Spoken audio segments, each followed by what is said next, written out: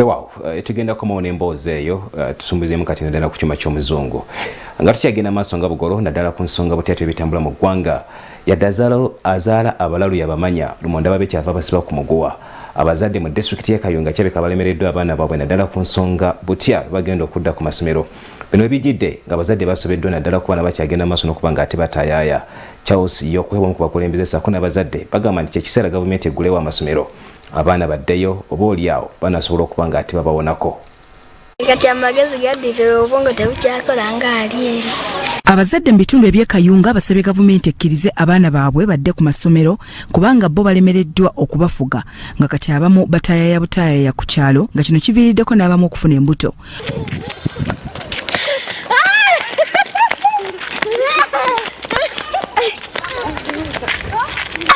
Bw'otuuka ku kyalo Bugobera mu disitulikiti y'e Kayunga amaaso gakuba ku baana abatudde ku lusaniya lwa Luddo nga bayesa kyokka bano ekyennaku emyaka gyabwe mito nga tebasaanidde kuzannya muzannyo guno so nga abandi bataayaya butaayaya.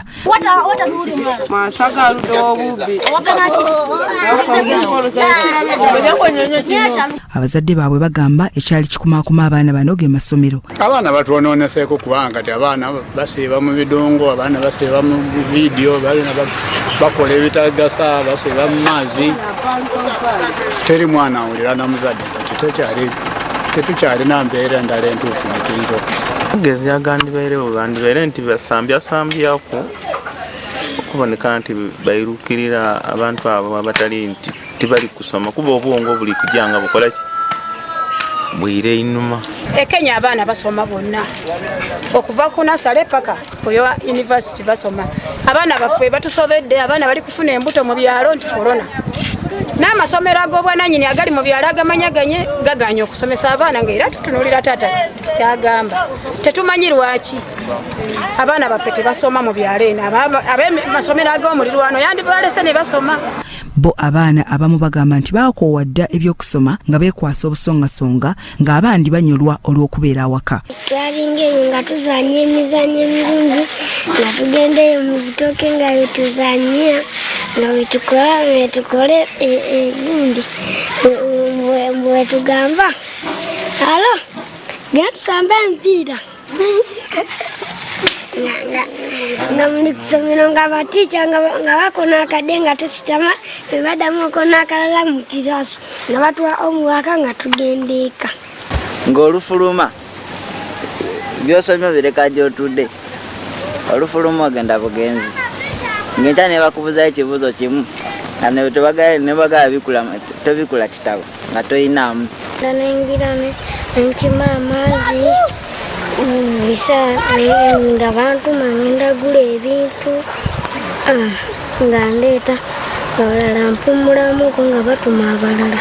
Bye nali nsoma sibitegeera bulungi tuzanya nagulawo amatiivi ne kati tukyalina bwongo butegeera.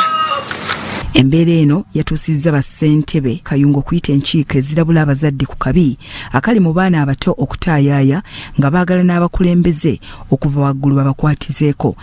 Tabaddeko mu kakiiko ensonga abaana bwe twabogeddeko bakuba nti kale wano saa zino bati tubaradde mu kakiiko ndooza ennaku nga 2 emabega ensonga abaana ne tuboogerako naye abaana balina obuzibu saa zino bumu ti abantu b'ekyalo bonna abasinga mulimu abamu abatamanyi nti n'abaana baddayo n'okusoma ekizibu kye tulina lwaki nti saa zino tulinayo omukulembeze yena asobola kujjano n'amanyisa abantu ng'abeekyalo kuba ti eri abantu abeereyo munda eyo nga tamanyi nti no abaana batandika n'okusoma. Bategeezezza ng'ebisomesebwa ebyasuubizibwa bwe batabikubangako liiso ng'era bo abaana baabwe baasigalira abamu.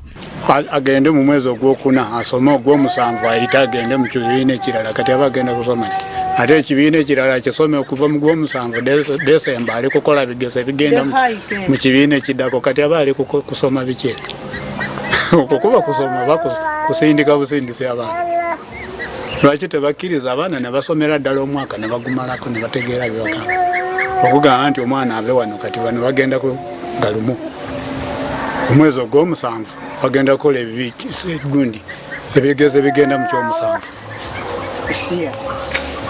omwana atandika ekyomusanvu omwezi ogw'omusanvu December akola ebigezo bigenda mu senior kati abasomye ekyo era abaana abasinga abali nti bali kuno abazaire baye balina obuvunanyizibwa n'abafunye kwe plan yaye omwana ow'omunaku era tafunye kuba babeerawo basomekesebwa mbu ku TV aye ng'omunaku azira TV biki era tebabitegeera. Bo abaana abamu ababadde ku masomero obudde babumalira mu kunaabira mu mugga Nile. Anti fe embeera gye tokuliramu tetusobola nabira mu mabaafu asinga twamanyira nnyanja kubeera ku nnyanja kuno kunaabira kuno kale ne tuddayo eka. Tutuuseko ku masomero agamu e Kayunga nga gano n'ekibiina ekyomusanvu baakibaako dda nga n'ebyali ebibiina kati byoto omufumbirwa emmere so nga n'ebisaawe byafuuka nnimiro.